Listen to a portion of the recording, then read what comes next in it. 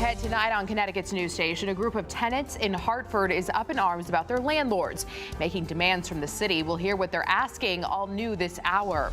Plus fireworks, vandalized police cruisers, drivers doing donuts in the road, all in the middle of a busy holiday shopping day. Police are now scrambling to find who's responsible in the latest street takeover. And the East Hartford community comes together to make sure people get the help they might need this winter. It's the annual Stuff a Cruiser event. Now at 10, this is Fox 61, Connecticut's news station.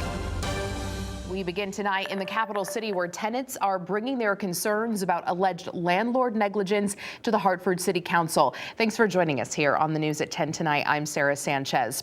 All attendees brought with them housing horror stories, discussing everything from electric issues to unaddressed pests. Fox 61's DeAndrea Turner has more on what was brought up tonight and what's being done to fix it. DeAndrea. Hi, Sarah. Well, during the public comment section, tenants talked about how they've been lobbying for months, trying to get their landlords to improve their conditions. Now they are asking the city council for help in holding them accountable. We'll keep coming. We're not giving up. Tenants from across the capital city and tenant units filled the seats inside of Hartford City Council chambers to voice their concerns about housing conditions. We need housing justice now. Some of the problems they touched on were not having heat in their apartments to rodents and electrical issues. It's rough, it's really rough. So, we want changes. This is why we're here, we're not asking for much. City Councilman Joshua Mitchum agrees. It's a failure of the city, it's a failure of priorities. The city of Hartford says that one way they can help tenants is if they call 311 and file a complaint about conditions. One tenant says that she's been complaining for a while with no help in sight. They do know, because we've been here many times. We was here in the spring, so they know. City Council President Molly Rosada says that those who are having issues to directly call their council members. So if someone didn't get through to 311, call their council members. Absolutely. Now, I did reach out to the Housing Code Enforcement Office about the tenants' concerns today. They and the City Council President say that they are sending an inspector to one apartment complex tonight where tenants say they are having no heat to try to fix this problem. In the studio, DeAndrea Turner, Fox 61, Connecticut's news station. All right. Thank you, DeAndrea. We're following some breaking news now out of Middletown, where police say a woman has died in a crash on South Main Street. Police were called near the intersection of Round Hill Road around 7:45. They say the woman died while trying to save her life. A 3-year-old was also in that car. Thankfully, police say they're expected to be okay. They do believe the woman struck the back of a tow truck, causing that crash. That tow truck driver is also okay. Police have not identified the name of the woman tonight. Also developing in the same city, there are still more questions than answers over the events leading up to a domestic-related homicide.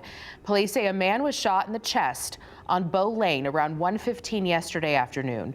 The person who shot that man is not currently facing any charges.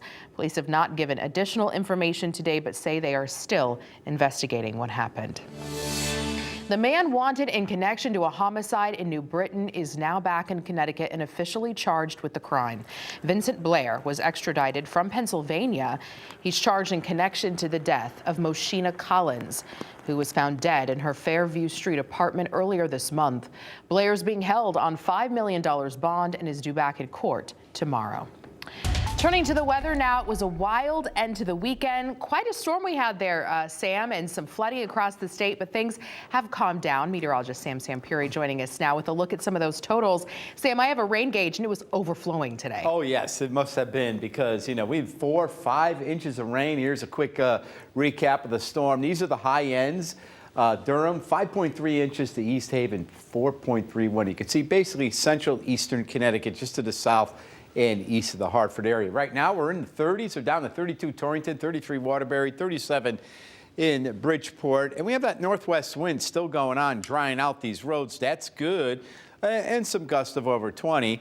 And we have partly cloudy to clear skies across the area. There are some snow showers up to the west. Northwest is not going to bother us. Little weak front up here, high pressure.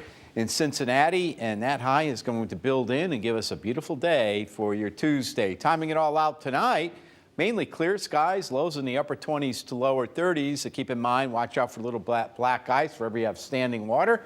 Hour by hour, we get up tomorrow morning. The sun is up at 7:09. Watch out for a few icy spots.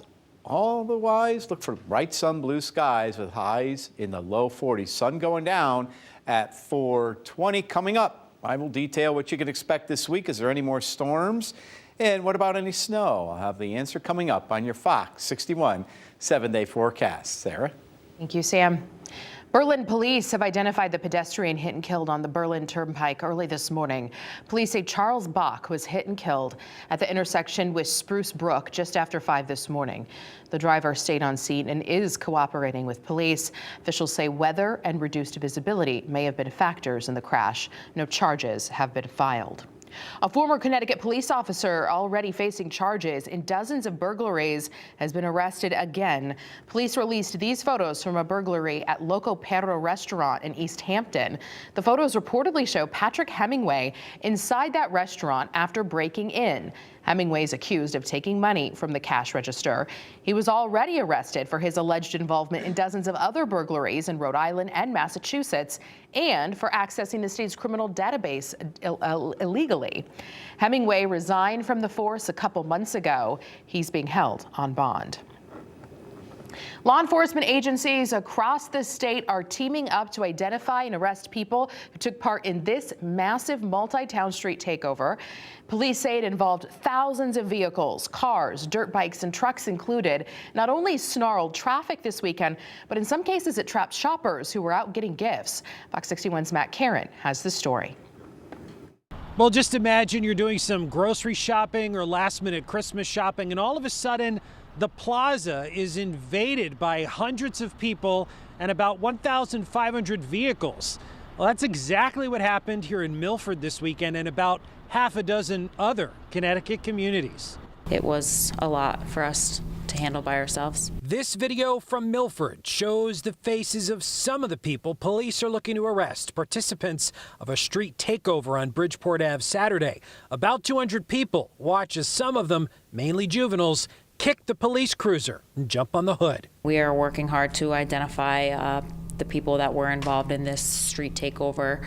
We do know that they hit a few other towns. At least half a dozen, actually, including Shelton, where police say they knew they were coming. We were waiting at Research Drive when they arrived. They blocked all the parking lots, so they subsequently audible. They went to other parking lots in town, and we would just follow them to each parking lot and break them up before they were able to assemble into a group. Police tell Fox 61 when officers ordered the group to disperse, some of the participants hurled fireworks back at them. They're happening constantly. State Senator Paul Ciccarella represents East Haven, one of the communities overtaken.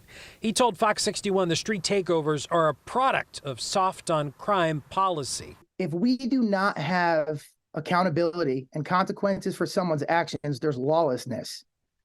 And we cannot operate in a society of lawlessness, whether it's being stuck in a parking lot for a half an hour or it's getting their car stolen out of a parking lot. We've got to realize that there's victims from these bad policies that we have. Police say street takeovers can be dangerous, not only because participants do donuts, but because it stops emergency vehicles from responding to calls. We're trying to get ahead of it. And that means closely monitoring social media, where these takeovers are carefully coordinated. Most of it was planned on social media platforms. I saw some cars as far away as Vermont, Pennsylvania, New Jersey. And because this was a multi-state event, local police tell us they're relying on close coordination with state and federal law enforcement. The town of West Haven told us they've made 6 arrests connected with this, 4 adults, 2 juveniles, with more to come.